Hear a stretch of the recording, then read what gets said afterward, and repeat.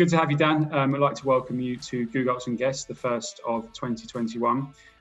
Just like to obviously ask you a few questions about the bridging market, how it's looking at the moment, and kind of what you guys are up to.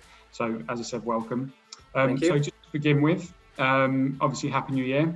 You too, buddy. Just wanted to obviously find out, obviously, we're only kind of a week into it now, but how's the new year treating yourselves so far? Do you know what? For us, it's been really, really busy, which is obviously fantastic news given the current climate and what I suppose the first week of the year usually is like. It's been really busy. So, yeah, the stamp duty deadline's looming, which I suppose is what a lot of cases are being used for at the moment. Yeah. But more than anything, we're optimistic, we're busy, and we're pumped for what should hopefully be a fantastic year and a fantastic 2021. Fingers crossed. What are your views on the stamp duty? Do you think they'll extend it, or? Well, not where my views. $1 million question. Do you know what? It's a great area. I think personally, they're not going to. I think we've had our day on it, and ultimately the market is booming at the moment. The number of transactions are up. Yeah. So I think from my point of view, they will end it, or if they do anything, they'll do something on the 30th of March and say, look, we'll give you a grace period of 2 to 3 weeks to get these completions over the line. Yeah. Now, because we're in lockdown, again, it's debatable because that's slowing the process up for a lot of third parties. Yeah. But honestly, if they do extend it, I don't think it'll be by much. However, I wish I had a crystal ball. As I said, it's the $1 million question, isn't it? We'll soon see. I mean, we've seen stranger things over the last year or so who knows? Obviously, last year was a massive challenge, I think, for the whole market. But I think we all managed to pull through together and actually get quite a lot done. What's your currently, obviously, bar COVID, what would be your biggest challenge as a brokerage, would you say? I think the biggest challenge for us is nothing's changed from that point of view. So ultimately, it's getting the business through the door, which Crystal wants, and which is what we're fantastic at, and getting that level of customer. Yeah. So obviously, educating the broker market around what we do and our specialist areas, and getting that sort of business through the door. Yeah. Second, and I suppose the main and the biggest issue will be actually meeting the customer's needs and setting expectations in terms of timescales, because obviously the customer at the heart of what we do, and we want to really keep them. Well, not so much in the loop, but yes, set expectations around completion timescales, because that's the biggest issue we are facing, and more so than ever. Is that proven to be a big problem at the moment? The completion times, the lead times, etc.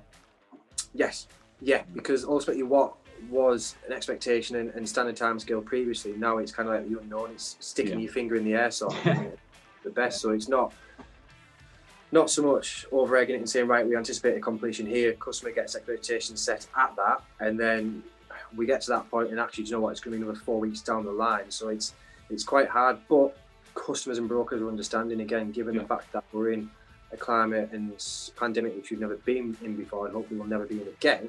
Yeah. Everyone is fairly okay with it, which is brilliant, and it's brilliant support. Okay.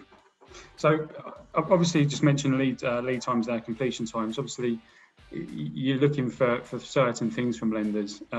If there was one wish that a lender could grant you, what do you think it would be? You know what's coming. You know what's coming. Do you know what? Admin capacity, and being able to have fantastic SLAs and have admin to be able to cope with the demand. Because again, a lot of lenders have fantastic products, but ultimately, if you don't have the admin capacity, then again, it's not fantastic, is it? So it's kind of weighing up the odds of, do you want speed or do you want rate at this moment in time? So having the admin capacity is definitely the wish that we want granted. Okay, good answer. I wasn't expecting that, but to be fair, it does make sense, because if you're looking to get things completed quickly, you need that back end to be able to kind of like put everything through and get everything done as quickly as possible, I suppose. So yeah, good point. Obviously you haven't got that crystal ball, but what trends would you predict for the bridging market over the coming months? Ooh, I do think 2021 is going to be a fantastic year for bridging. Yeah, agreed. Again, stamp duty, a lot of people are using it for that, but more importantly, the broker market it's widening. More and more people are becoming advisors, but more importantly, from an educational point of view, great lenders like yourself, great packages or brokers like ourselves, we are educating the market more, and more brokers are dipping the toes into the bridging market. Now, if you look last year, I did a survey, probably about it's about 6% of our brokers who are actually doing bridging, knew about bridging and were comfortable with it. Yeah. Whereas I think this year is really the year of education, and more people are looking to broaden what they're doing.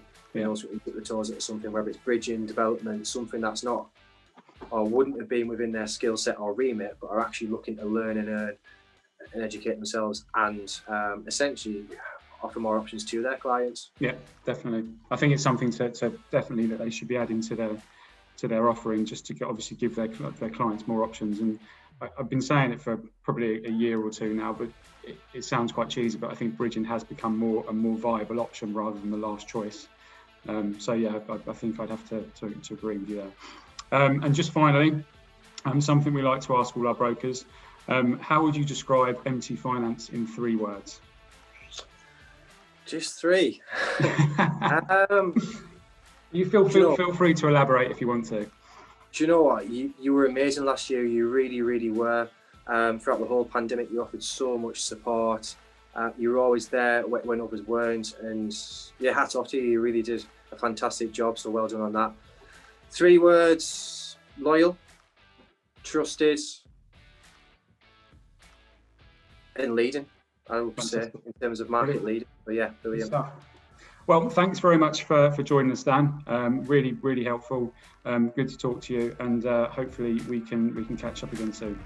Yeah, brilliant. All right, thanks a lot, buddy. Speak soon.